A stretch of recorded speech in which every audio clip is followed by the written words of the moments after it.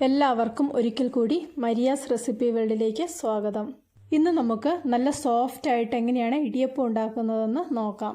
ഇടിയപ്പത്തിന് കോമ്പിനേഷനായിട്ട് കോഴിക്കറിയോ ഇറച്ചിക്കറിയോ മുട്ടക്കറിയോ നമുക്ക് ഇഷ്ടമുള്ള ഏത് കറിയും ഉപയോഗിക്കാം. ആദ്യം തന്നെ ഇടിയപ്പത്തിൻ്റെ പൊടി കുഴയ്ക്കാനുള്ള വെള്ളം തിളയ്ക്കാൻ വേണ്ടിയിട്ട് വയ്ക്കാം.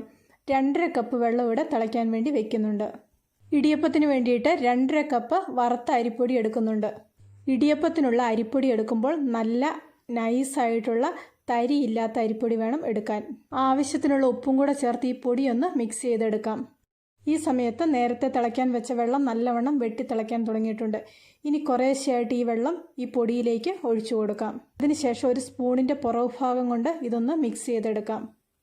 ഇതുപോലെ വെള്ളം ഒഴിച്ചു കൊടുക്കുമ്പോൾ നമുക്ക് വെള്ളത്തിൻ്റെ അളവ് കൃത്യമായിട്ട് പറയാൻ പറ്റുകയില്ല. ഓരോ പൊടിക്കും ഓരോ അളവിലായിരിക്കും വെള്ളത്തിൻ്റെ അളവ്. നമ്മൾ വീട്ടിൽ പൊടിച്ചെടുക്കുന്ന അരിയാണെങ്കിലും വറവിൻ്റെ വ്യത്യാസം അനുസരിച്ച് വെള്ളത്തിൻ്റെ അളവിൽ വ്യത്യാസം വരും.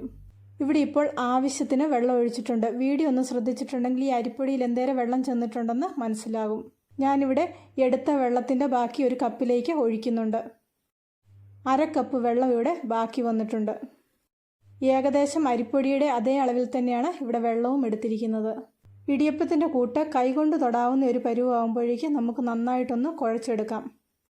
ഇടിയപ്പത്തിൻ്റെ കൂട്ട് ഒരുപാട് തണുക്കുന്നത് വരെ വെയിറ്റ് ചെയ്യരുത്. ഒരുപാട് തണുത്തു പോയിട്ടുണ്ടെങ്കിൽ ഇത് കുഴച്ചെടുക്കുമ്പോൾ ശരിയായിട്ട് വരികയില്ല. ഇടിയപ്പം സോഫ്റ്റായിട്ട് കിട്ടില്ല. ഇതിനി നന്നായിട്ടൊന്ന് കുഴച്ചെടുക്കാം. ഇടിയപ്പത്തിനുള്ള അരിമാവ് കുഴയ്ക്കുമ്പോൾ ഒരുപാട് വെള്ളം കൂടിപ്പോയിട്ടുണ്ടെങ്കിൽ ഇതിൻ്റെ ലെയറുകൾ പരസ്പരം ഒട്ടിപ്പിടിക്കും. തീരെ വെള്ളം കുറഞ്ഞു പോയിട്ടുണ്ടെങ്കിൽ ഇത് ഹാർഡായിട്ടിരിക്കും. മാത്രമല്ല ഇത് അച്ചിൽ നിന്ന് പുറത്തേക്ക് വരാനും ബുദ്ധിമുട്ടായിരിക്കും. ഇടിയപ്പത്തിൻ്റെ മാവ് ഇവിടെ നന്നായിട്ട് സോഫ്റ്റായിട്ട് കുഴച്ചെടുത്തിട്ടുണ്ട്.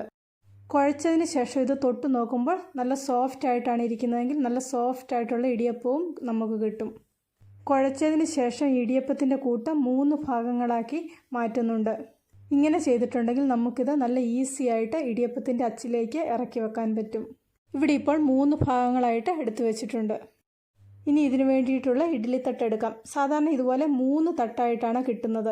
അതിൻ്റെ ഇടയ്ക്കത്തെ തട്ടിൽ ഇപ്പോൾ ഇടിയപ്പം ആക്കി വെക്കുന്നില്ല. ഏറ്റവും മുകളിലത്തെയും താഴത്തെയും തട്ടാണ് ഇവിടെ എടുക്കുന്നത്. അതിലേക്ക് കുറച്ച് എണ്ണ തടവി കൊടുക്കാം. ഇനി ഇടിയപ്പത്തിൻ്റെ അച്ചിൽ ഇടിയപ്പത്തിൻ്റെ കൂട്ട് ഇതുപോലെ ഒന്ന് ഇറക്കി വെക്കാം.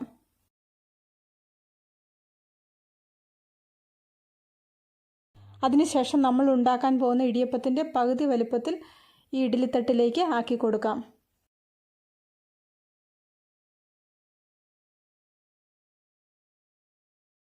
ഇനി ഇതിന് മുകളിലായിട്ട് കുറച്ച് തേങ്ങ ചിരകിയത് ഇട്ട് കൊടുക്കാം.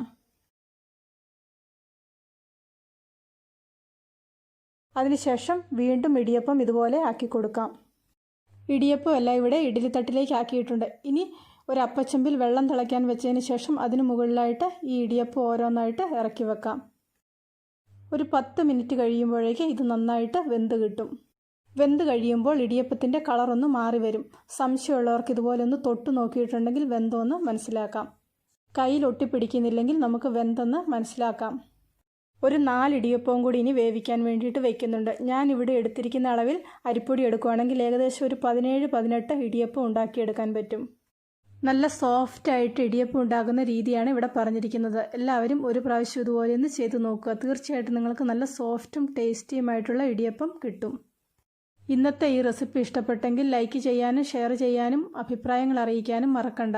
ചാനൽ ഇതുവരെ സബ്സ്ക്രൈബ് ചെയ്തിട്ടില്ലെങ്കിൽ സബ്സ്ക്രൈബ് ചെയ്ത് റൈറ്റ് സൈഡിലെ ബെല്ലൈക്കണും കൂടി ഒന്ന് ക്ലിക്ക് ചെയ്യുവാണെങ്കിൽ ഞാനിടുന്ന എല്ലാ വീഡിയോയുടെയും നോട്ടിഫിക്കേഷൻ നിങ്ങൾക്ക് അപ്പോൾ കിട്ടുന്നതായിരിക്കും. പുതിയൊരു വീഡിയോയുമായിട്ട് വീണ്ടും കാണാം.